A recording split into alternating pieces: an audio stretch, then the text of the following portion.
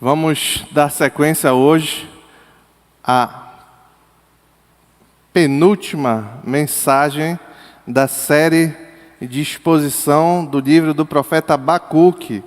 Isso mesmo, hoje nós teremos a penúltima e com a graça e com a misericórdia de Deus, no próximo sábado nós teremos a última mensagem desse livro.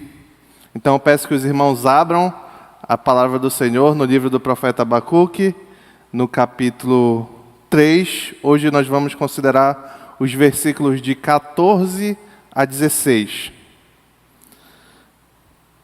Você já ouviu falar de Ícaro? Ícaro. Não é o irmão do Ítalo, é outro Ícaro. Você já ouviu falar de Ícaro? Personagem da mitologia grega? Quem já ouviu, levanta a mão aí, por favor. Muitos já ouviram, muito bem. Ícaro era filho de Dédalo.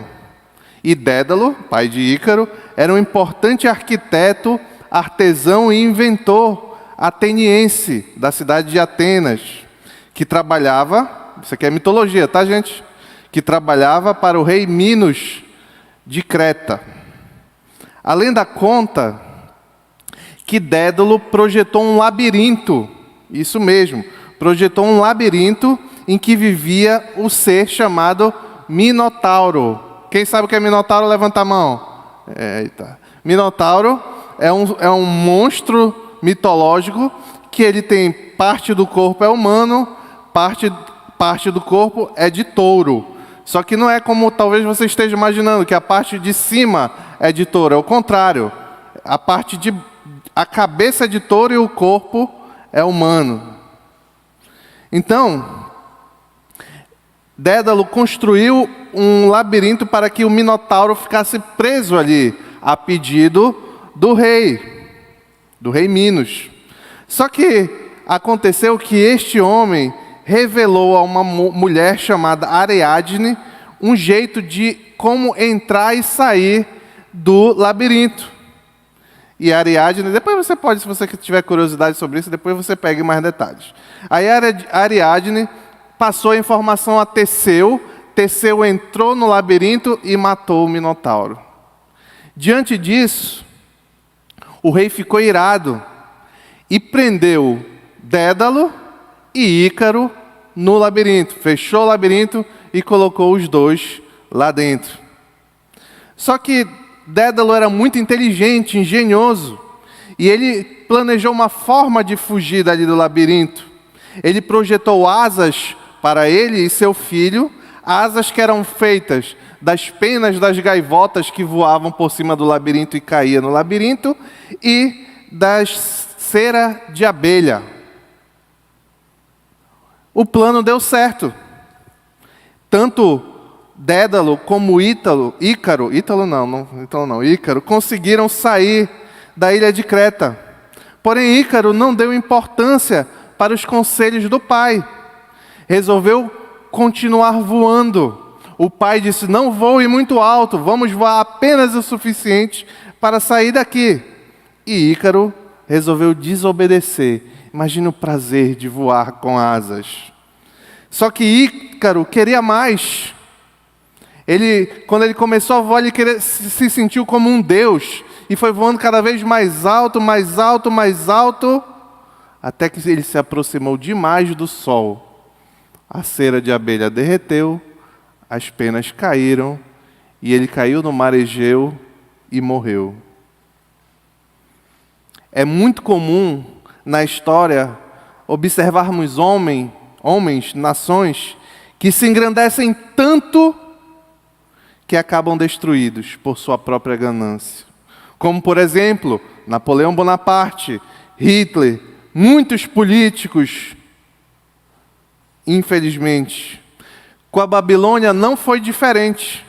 E é isso que nós vamos ver hoje no texto que eu mencionei mais cedo. Vamos, enfim, ler a palavra do Senhor. Abacuque, capítulo 3, versículo a partir do 14. Com as suas próprias flechas lhe atravessastes a cabeça, quando os seus guerreiros saíram como um furacão para nos espalhar com maldoso prazer, como se estivessem prestes a devorar o necessitado em seu esconderijo. Pisar-te o mar com teus cavalos, agitando as grandes águas. Ouvi isso, e o meu íntimo estremeceu, meus lábios tremeram. Os meus ossos desfaleceram, minhas pernas vacilavam. Tranquilo esperarei o dia da graça que virá sobre o povo que nos ataca. Oremos ao Senhor.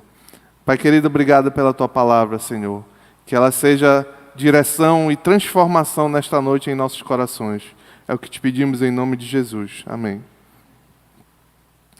Na imagem que Abacuque vem traçando desde o início do capítulo 3, Deus ele ilustrou um movimento de Deus até a chegada aonde Abacuque estava e as consequências drásticas desse movimento. Na última mensagem, na parte final deste movimento de Deus, quando Deus já havia chegado, quando consideramos os versos 12 e 13, vimos que esse avanço de Deus possuía duas razões últimas, ou seja, duas finalidades principais: trazer justiça sobre os ímpios e trazer disciplina e salvação para o seu povo. Agora, a imagem, diante do movimento final da imagem divina, temos o início das reflexões de Abacuque, diante de tudo que lhe fora revelado. E é isso que nós vamos começar a considerar nesta noite e terminar no próximo sábado, com a graça de Deus. O primeiro ponto eu queria destacar nessa noite, eu chamei de a derrota do orgulhoso. Nós vamos ler os versos 14 e 15. Com as suas próprias flechas lhe atravessastes a cabeça, quando os seus guerreiros saíram como um furacão para nos espalhar, com maldoso prazer, como se estivessem prestes a devorar o necessitado em seu esconderijo. Pisastes o mar com teus cavalos, agitando as grandes águas. É necessário fazer uma introdução, um esclarecimento introdutório aqui. Quando o texto, e eu estou lendo na NVI, quando o texto se refere às suas próprias flechas, surge a pergunta, e esse é o grande problema do seu, sua, suas, seus, do português. Às vezes é um pouco difícil saber quem é esse seu. E é esse esclarecimento introdutório que nós devemos fazer aqui. De quem são essas flechas a que o texto se refere? Tem duas opções. A primeira é que essas seriam as flechas de Deus. Porque, se você voltar um pouquinho para o versículo 11, olha o que está escrito. Abacuque capítulo 3, versículo 11. O sol e a lua pararam em suas moradas diante do reflexo de tuas flechas voadoras. E aqui, no versículo 11, são as flechas voadoras de Deus. Diante do lampejo de tua lança reluzente. Então, você pode, a princípio, achar que as flechas a que o texto se refere no verso 14 seriam as flechas do próprio Deus. Ou, segunda opção, essas flechas seriam dos inimigos de Deus, representados pelos caldeus. Recorrer à língua original pode nos ajudar aqui a entender melhor. O termo, no versículo 14, que está traduzido como flechas, pode ser traduzido também como vara, bordão, cajado ou lança. Se você tem a versão revista e atualizada, a tradução, você vai ver que lá está escrito lança. Ou seja, o termo do verso 14 é diferente do termo usado no versículo 11, quando se refere às flechas de Deus. Em adição a isso, podemos extrair também, pelo fluxo do texto, que o dono das flechas, que são usadas aqui para esmagar os inimigos, não, ou lanças, dependendo da sua versão, não é Deus. Porque o mesmo que é dono das flechas é, entre aspas, o dono dos guerreiros que saíram como um furacão para nos espalhar com maldoso prazer. Por isso que o texto diz assim: com suas próprias flechas lhe atravessastes a cabeça, quando os seus guerreiros, olha, os seus dos guerreiros e as suas próprias flechas se refere ao mesmo sujeito. Então, no caso, as flechas são do próprio inimigo de Deus. É isso que Abacuque está querendo revelar, que a intenção do autor é destacar que a arma do inimigo de Deus foi usada contra o próprio inimigo. Ironicamente, o Senhor garante que o povo caldeu que viria dominar sobre Judá, que ia mandar o povo para o exílio, fazer atrocidades, iria sofrer tendo por fonte do seu sofrimento a destruição que eles mesmos intentavam causar. Esse procedimento de voltar a força do inimigo contra o mesmo é um proceder comum de Deus nas Escrituras. Vou citar alguns exemplos. Quem já ouviu falar de Amã? Amã, que queria enforcar Mardoqueu, o tio de Esté, e aí ele fez uma tramóia lá imensa para enforcar Mardoqueu, construiu uma forca do lado da casa dele, se eu não me engano. E o que aconteceu com Amã? Foi enforcado nessa mesmíssima forca, e Mardoqueu foi exaltado. Isso está em Esté, no livro de Esté, e eu vou ler só apenas o 10 do capítulo 7. Assim Amã morreu na forca que tinha preparado para Mardoqueu, e a ira do rei se acalmou. Rei da Pérsia, no caso. Os adversários de Daniel também pereceram na mesmíssima cova de leões que havia sido preparada para Daniel. Nós sabemos a história de Daniel. Daniel se recusou a adorar o rei da Babilônia. Daniel continuou tendo seus hábitos de orações, mesmo sendo proibido. E qual foi o destino de Daniel? Foi mandado para a cova dos leões.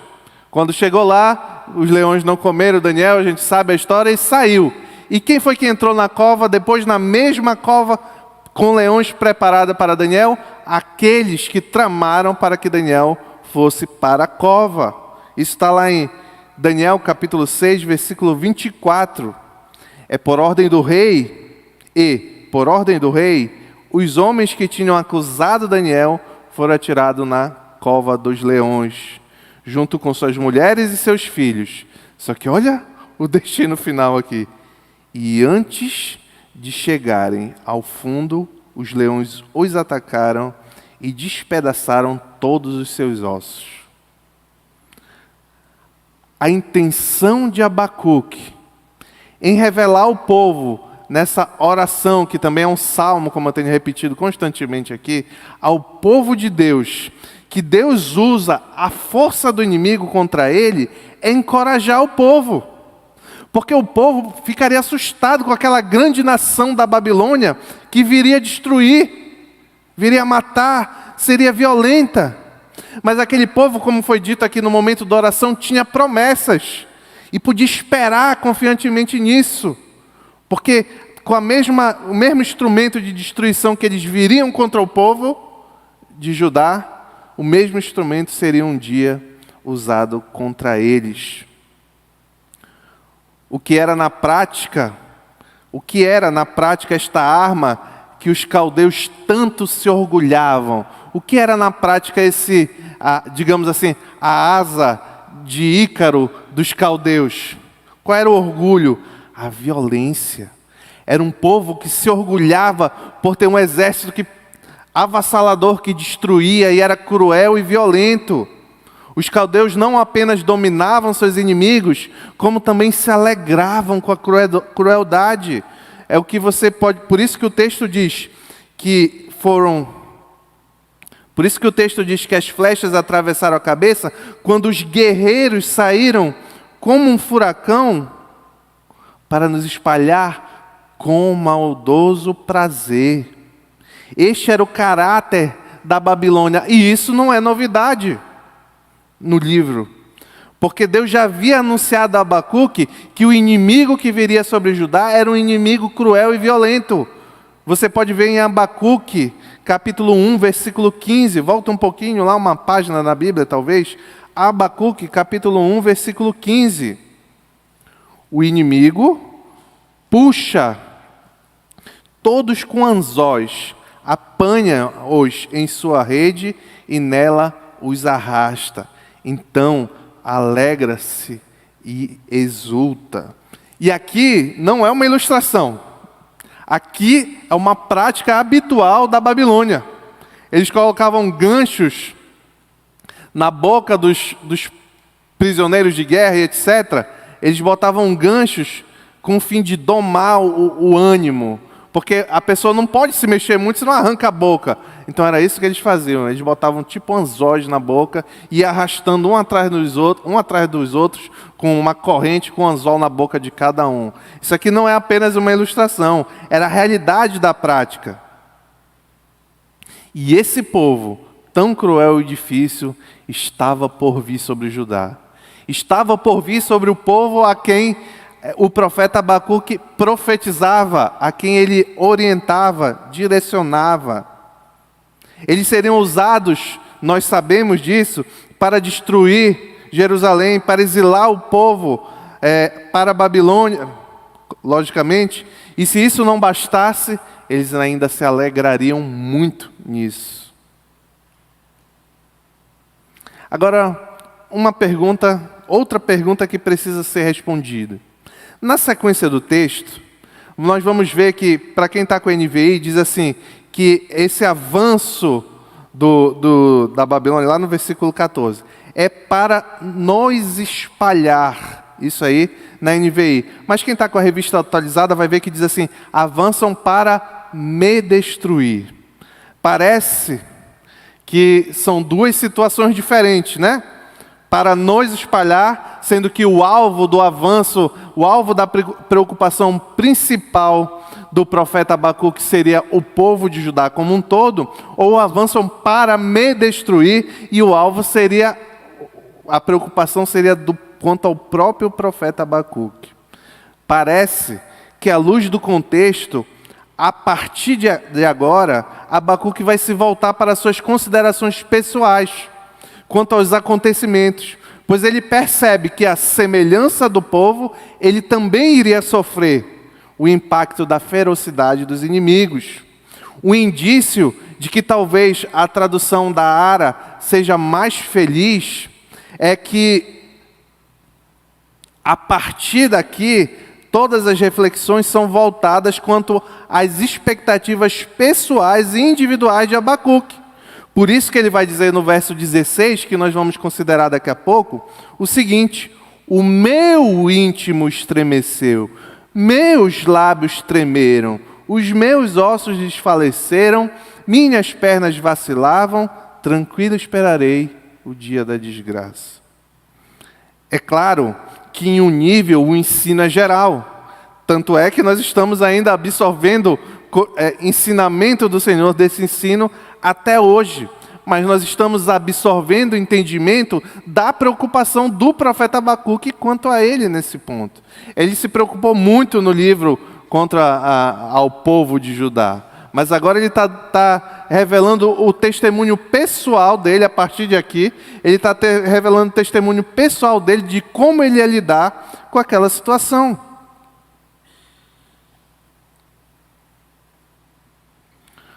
No verso 15, mais uma vez o profeta é encorajado e encoraja o povo a recordar a grande salvação providenciada pelo Senhor no passado, das mãos de um povo opressor. Ele diz: pisastes o mar com teus cavalos, agitando as grandes águas. Aqui há uma clara alusão ao livramento dos israelitas no Mar Vermelho.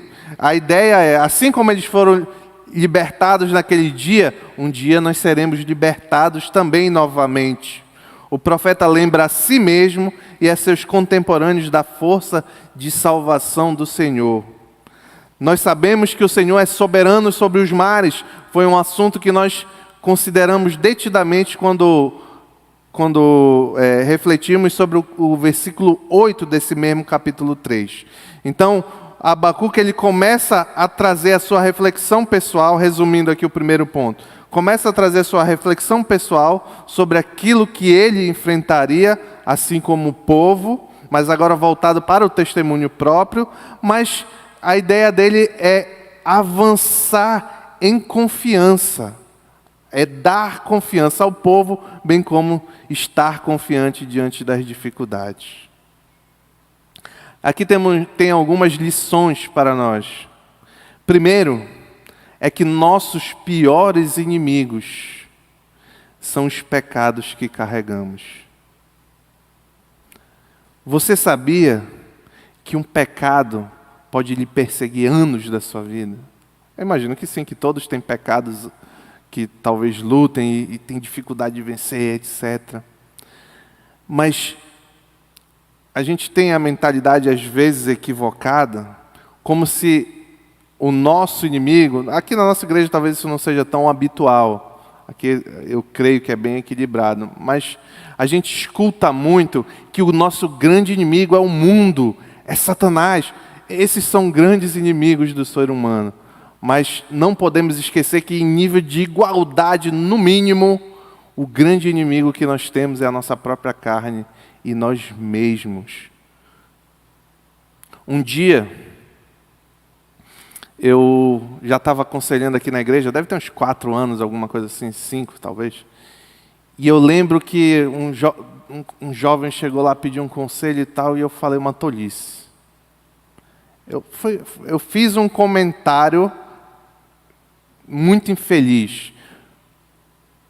O conteúdo era certo, mas não foi sábio fazê-lo naquele momento. E tá, na hora, sabe quando você fala algo e na hora você diz, puxa, não era para ter falado isso.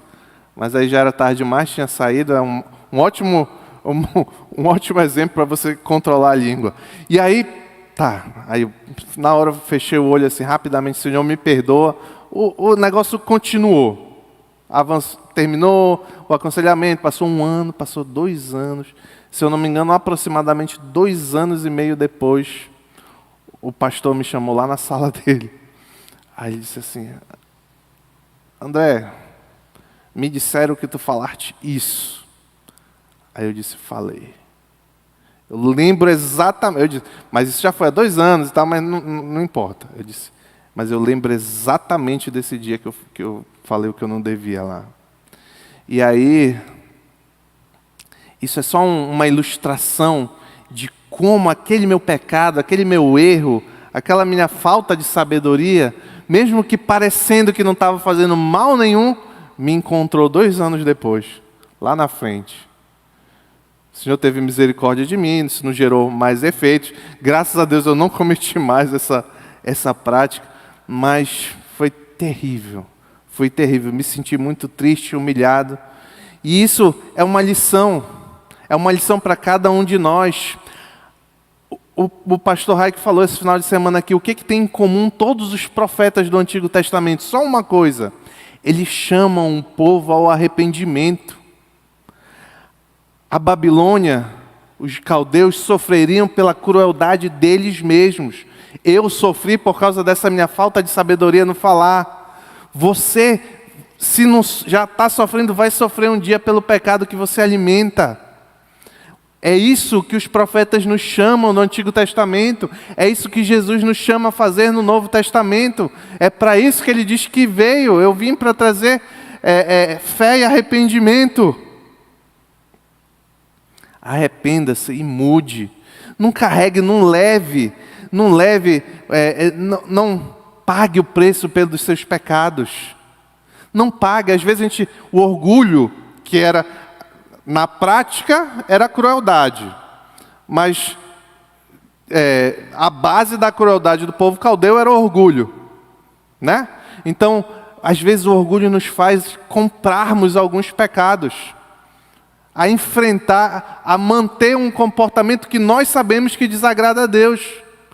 Pois eu digo para vocês, se eu e você não nos arrependermos desse tipo de comportamento, vai chegar um dia que a semelhança dos caldeus, o nosso pecado, se não houver arrependimento, vai nos encontrar, mas não vai nos encontrar como O sol encontrou a cera de Ícaro e nós vamos cair. Outra lição que nós podemos ter nesse texto é segurança. O crente tem que andar em segurança e confiança diante das injustiças do mundo. Não é um comportamento cristão você andar temeroso com tudo que acontece. Porque, primeiro, você não é cidadão desse mundo, você é cidadão, se cristão, da Jerusalém Celestial. Segundo, há promessas de Deus de que toda injustiça será condenada. Todo pecado será condenado. Todo. Do ímpio e do cristão. A diferença é que o do cristão já foi em Cristo Jesus.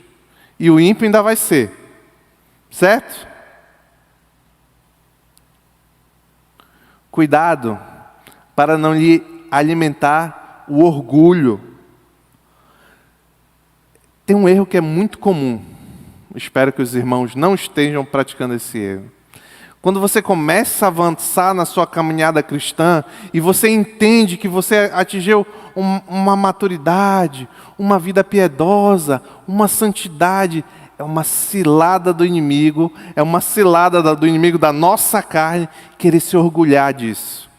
Eu avancei em santidade. Poxa, agora eu estou disciplinado, eu não perco o culto, eu leio a Bíblia e tal, não sei o quê. Aí começa a entrar o orgulho no coração. Isso é o contrário de santidade. Isso é o contrário de maturidade cristã.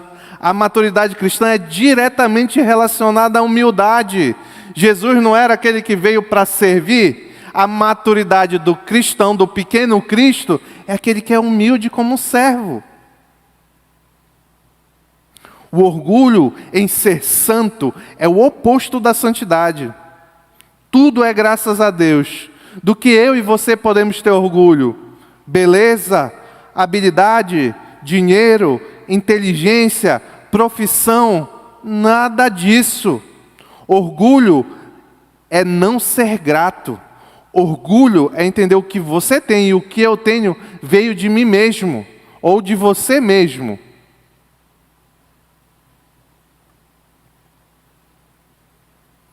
Nós, infelizmente, todos nós, lemos e ouvimos essas pregações. Aqui Abacuque é rico nisso. Temos escutado Abacuque falando da justiça, da dura justiça. Não é justicinha, não, é a dura justiça que o Senhor vai trazer contra o pecado. Mas parece que nós não pessoalizamos isso. Parece que nós achamos que essas promessas, esses acontecimentos, essas circunstâncias, não têm nada a ver conosco. Que eu posso manter um comportamento e que o Senhor não precisa fazer justiça. Ele é muito bonzinho. Não, Ele é bom. Ele não é bonzinho, Ele é a perfeição do que é bom. Mas Ele é a perfeição do que é justo. Ele é a perfeição, pasme, do que é ira contra o pecado. Ira santa. Então eu e você temos que olhar para os... Em primeiro lugar, às vezes é muito fácil olhar para o pecado do lado. Mas a gente tem que olhar menos para o pecado do lado e olhar para os nossos pecados e saber que temos que lutar, porque existe...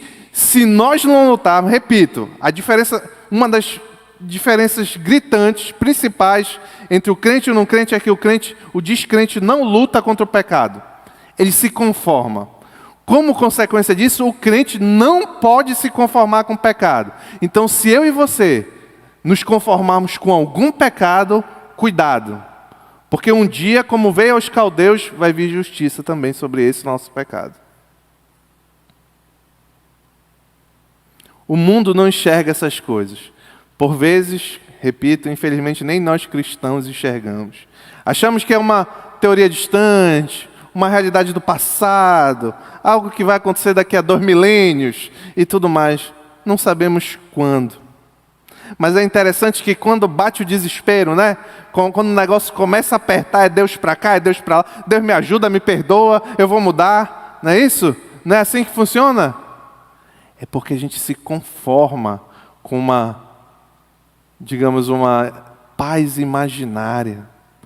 A batalha de Deus Deus nunca está em paz contra o pecado. É por isso que o crente é disciplinado. É por isso que às vezes nós sofremos como cristãos e devemos sofrer. Porque nós estamos abraçados com o pecado. Aí o Senhor vem, então meu filho, eu te amo, entreguei Jesus Cristo por você.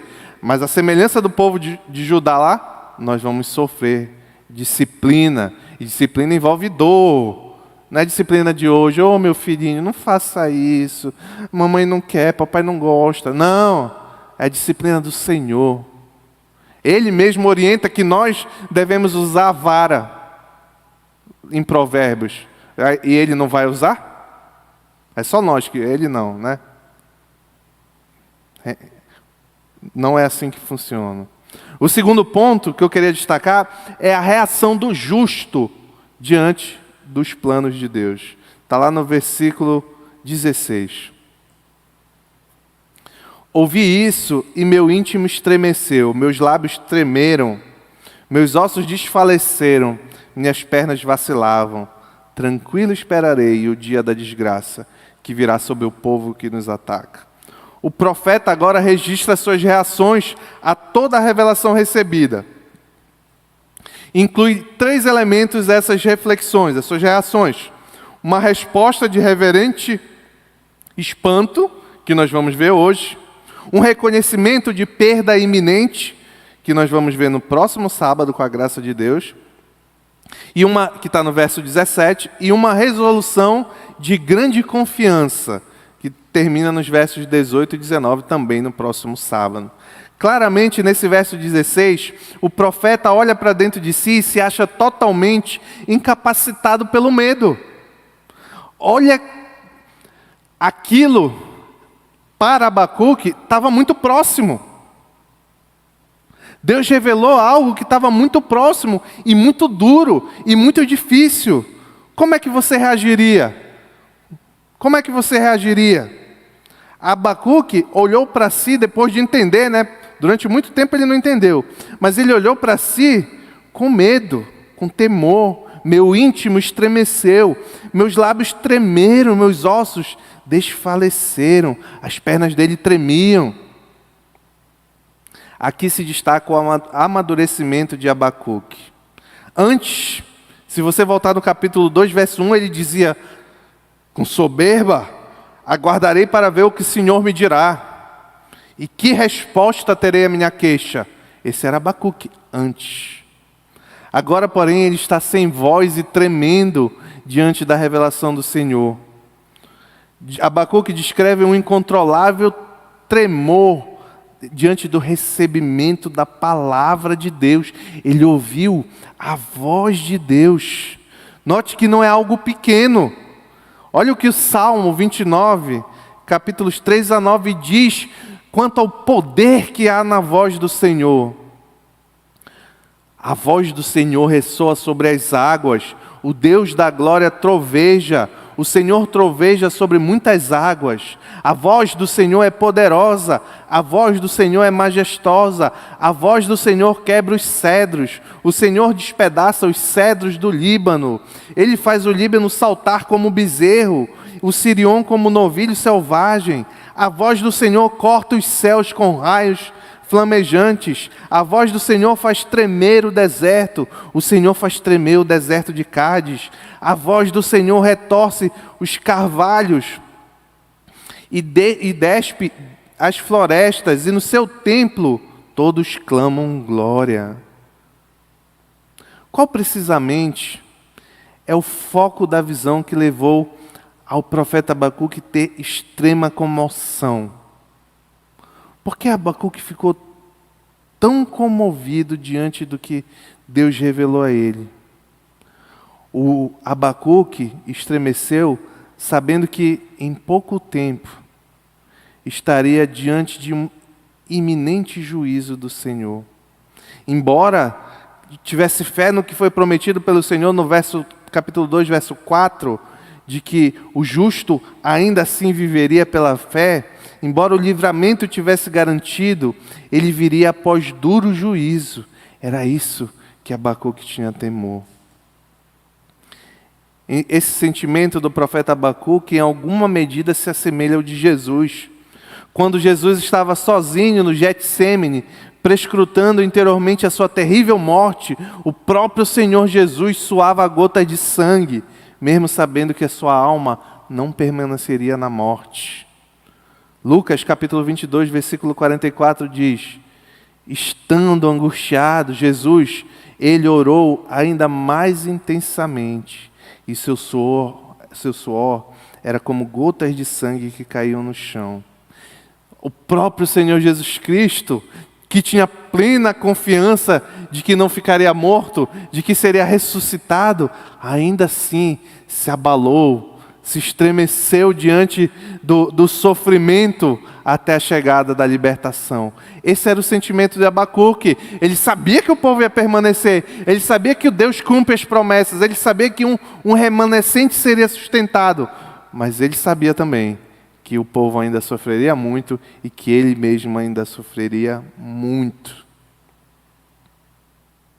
Temos muito a amadurecer como profeta Abacuque. Eu pergunto a você, talvez você não saiba, mas exatamente, eu chequei, a minha memória às vezes falha, mas eu tenho quase certeza que exatamente no primeiro sábado nós completamos 1 ano considerando a carta, o livro do profeta Abacuque. 1 ano. Eu não vou nem perguntar, eu ia perguntar, mas eu conheço o rosto de muitos aqui, então sei que muitos já ouviram muitas mensagens no livro do profeta Abacuque. Eu pergunto para você, o quanto você cresceu? Não é para responder não, é para refletir. O quanto você cresceu? O quanto as lições desse profeta, que antes tinha a soberba de questionar o Senhor, e depois se entendeu a vontade do Senhor e tremeu diante da voz do Senhor, o quanto esse exemplo influenciou na sua vida. Eu sei que tem uns aqui que talvez tenha escutado 1, 2, mas tem outros que escutaram muitas vezes, pegaram vários pontos, não sei se tem alguém que ouviu todas, é muito provável que não, mas ouviram o avançar desse profeta diante do que Deus lhe revelava. E você? De que serviu isso? Biblicamente, não tem nada a ver comigo, não é por causa de mim. Biblicamente, quando um pastor, qualquer pregador que seja, se dedica a ser fiel à Escritura, isso é bíblico, tá? Ser fiel à Escritura, ele está anunciando a palavra de Deus. É como se o próprio Deus estivesse falando com a igreja. Há 1 ano, a palavra de Deus está falando com o profeta Abacuque, especialmente com a juventude dessa igreja. Quanto você amadureceu neste 1 ano? Quanto você se comoveu neste ano? Quanto você ficou temeroso nesse ano por causa do que diz aqui a palavra de Deus? A não ser que você não acredite, então essas perguntas não é para você. Às vezes, é um comportamento que eu vejo com alguma ressalva. Pessoas que costumam dizer assim, Deus falou comigo, Deus me disse que era para fazer isso, Deus me disse que era para fazer aquilo. Aí tem vários problemas pelo qual eu não gosto. Primeiro, a pergunta que vem na minha mente, tu tremeste? Tu botou a tua cara no chão quando Deus falou contigo? Porque é o Todo-Poderoso Deus, Criador dos céus e da terra. Outro problema quanto a esse tipo de coisa é que às vezes o que a pessoa diz se confirma. Não necessariamente isso confirma que Deus falou com a pessoa. Mas às vezes não acontece, aí não tem outra. Ou Deus mentiu, ou Deus não podia fazer o que ele disse. Ou então a pessoa se enganou. Abacuque revela aqui qual é o comportamento de quem de fato ouviu a voz de Deus. Nós vivemos num tempo que nós podemos todo dia, de manhã, de tarde, de noite, abrir e ouvir a voz de Deus. Você tem temor do Senhor? Se ouve a voz de Deus? Se ouve, lê a voz de Deus? Você tem temor do Senhor? Quando você vem para a igreja, quando lê a palavra de Deus, você se aproxima daqui e entende o sobrenatural que é isso, muito mais do que Deus falou comigo, eu senti isso, eu senti aquilo, muito mais do que isso, o sobrenatural disso aqui, de que Deus falou por meio de homens, o próprio Espírito Santo de Deus soprou no ouvido dos homens aquilo que eles deveriam escrever com a sua personalidade, sua forma de escrever, etc. Mas Deus colocou cada vírgula aqui. Usou uma linguagem de acomodação, falou em palavras que você e eu podemos entender, porque Ele é Deus Altíssimo. Isso aqui, ler essa palavra, é a forma de ouvir a voz do Senhor, a principal forma de ouvir a voz do Senhor. Quando você ouve e lê a palavra de Deus, você se comove com os planos dEle? Falamos palavras duras aqui sobre justiça, salvação, juízo final. Em algum momento nesse ano, seu coração se comoveu? Se entristeceu? Se preocupou? Se a resposta é não, isso aqui você não vai falar para ninguém, mas faça uma reflexão pessoal. Eu estava fazendo aqui essa reflexão aqui antes de começar o culto. Se a resposta não, isso revela a nossa falta de fé. É falta de fé. Se eu não tenho temor, se eu não tenho preocupação em um mundo encharcado na pecaminosidade, se eu não tenho preocupação com o juízo de Deus. Porque nós cremos que nós estaremos na glória, os crentes verdadeiros. Mas não quer dizer que você não vai passar. Que o dia que nós cantamos aqui, Hosana, Hosana, o dia do Maranata, a hora vem, Senhor Jesus. Esse dia, quando chegar, não vai ser fácil. Isso comove seu coração, isso lhe preocupa, lhe dá um sentido de urgência em mudar, em se arrepender. Eu pergunto a você, se você soubesse com antecedência que seria reprovado em uma prova muito importante, ou ficaria doente em determinado momento, ou que você morreria tal dia, tal hora, tal mês, certamente você se comoveria. Certamente. Por que nós não fazemos isso diante de verdades mais duras? Muito mais dura do que você não passar numa prova, do que você morrer, do que você ficar doente. São verdades muito mais duras. Outra pergunta. Quanto de você se comove pela disciplina do Senhor quando peca?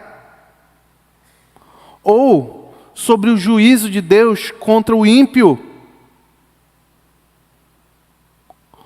Às vezes nós temos o mau entendimento de que nós devemos nos preocupar somente com os nossos umbigos e não nos entristecemos quando vemos aqueles que estão caminhando para um juízo terrível. Às vezes são pessoas próximas de nós. Se você é um cristão verdadeiro, certamente eu sei que tem alguém próximo de você que não é e que você deveria se preocupar.